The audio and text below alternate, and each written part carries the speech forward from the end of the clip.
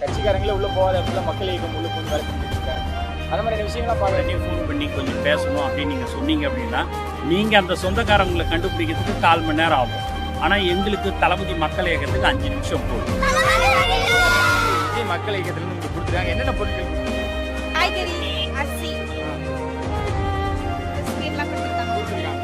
Okay, இந்த மாதிரி நேரத்தில் விஜய்க்கும் விஜய் மக்கள் இயக்கத்துக்கும் கண்டிப்பா வாங்க, ஜெயிப்பீங்க. விஜய் ரொம்ப பிடிக்குமா? ஓகே, விஜய் மக்கள் இயக்கத்துல இருந்து இவ்வளவு பொருட்கள் கொடுத்துருக்காங்களா, எப்படி பாக்குறீங்க? சந்தோஷமா இருக்கு சார். விஜய் சார் வந்து நம்ம இயக்கத்தின் மூலமா எல்லாருக்கும் கொடுங்க அப்படின்ற மாதிரி விஷயங்கள் கொடுத்துருக்காங்க. நடிகரா இல்லாம நிறைய விஷயங்கள் பண்றாங்க. நடிகர்கள் நல்ல விஷயம் பண்றாங்க. யார் கொடுத்தா என்னென்ன கொடுத்துருக்காங்க? விஜய் ஃப்ரெண்ட்ஸு என்னென்னலாம் கொடுத்தாங்க? மளிகை ஜாமான், அரிசி, பால் கொடுத்தாங்க, பிஸ்கெட் கொடுத்தாங்க, ஃபர்ஸ்ட் ஒரு டைம் கொடுத்தாங்க.